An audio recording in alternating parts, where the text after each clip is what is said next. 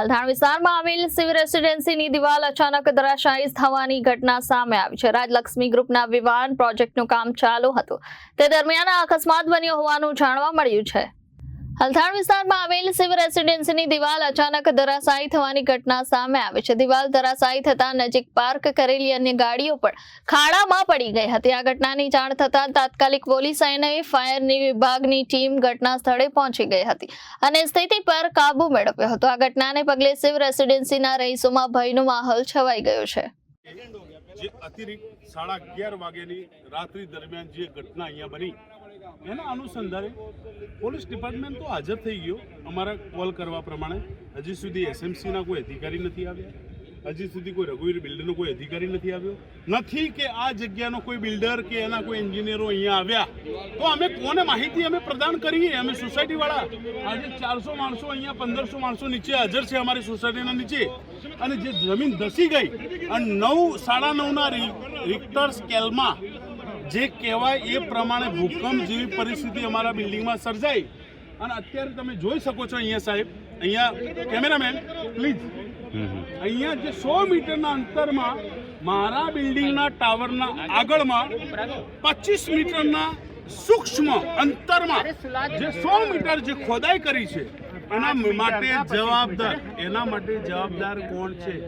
શું બિલ્ડર છે? શું એસએમસીના અધિકારીઓ છે? શું ગુજરાત સરકારના અધિકારીઓ છે કે શું હરસંઘવી સાહેબ છે? હરસંઘવી સાહેબ તો સુરતમાંથી ડેપ્યુટી સીએમ તરીકે આવી રહ્યા છે।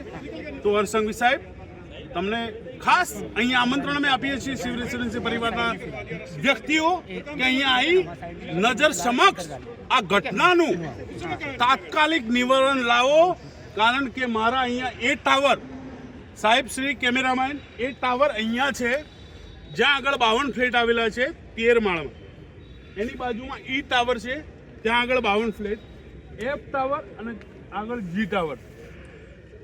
આ માણસોને એવું કહેવામાં આવ્યું છે કે અત્યારે રાતોરાત આ ફ્લેટો ખાલી કરવામાં આવે તો શું ફાયર બ્રિગેડ વાળા અમને કહી રહ્યા છે તો ગુજરાત ગવર્મેન્ટ, એસએમસી, હરસંઘવી સાહેબ ડેપ્યુટી સીએમ તમને હું કહેવા માંગુ છું, અહીંયા સુરતમાંથી તમે આવો છો તો અહીંયા અહીં ઘટના સ્થળે હાજર રહી અને આનું નિરાકરણ લાવો। અહીંયા પબ્લિક 1500 ફ્લેટ હોલ્ડર પોતાના પરિવાર છોડી અને નીચે અહીંયા ઉપસ્થિત છે, એના માટે તાત્કાલિક નિવારણ આવે। અમે મીડિયાને અહીંયા નેશનલ મીડિયા, ડોમેસ્ટિક મીડિયા અને ઇન્ટરનેશનલ મીડિયા બધાનું સ્વાગત કરવા માટે અમારો 400 પરિવારનો ફ્લેટ હોલ્ડર અમે 1500-2000 વ્યક્તિ ઉપસ્થિત છીએ। Gujarat police, Surat police, Althan police તાત્કાલિક અહીંયા ઉપસ્થિત, એના માટે અમે એમના માટે હૃદયપૂર્વક આભાર વ્યક્ત કરીએ છીએ। પણ પોલીસનું અહીંયા કામ જ નથી, અહીંયા સિવિલ એન્જિનિયરોનું કામ છે, અહીંયા બિલ્ડરોનું કામ છે, અહીંયા એસએમસીનું કામ છે, ગુજરાત સરકારનું કામ છે અને હરસંઘવી સાહેબ આપનું કામ છે।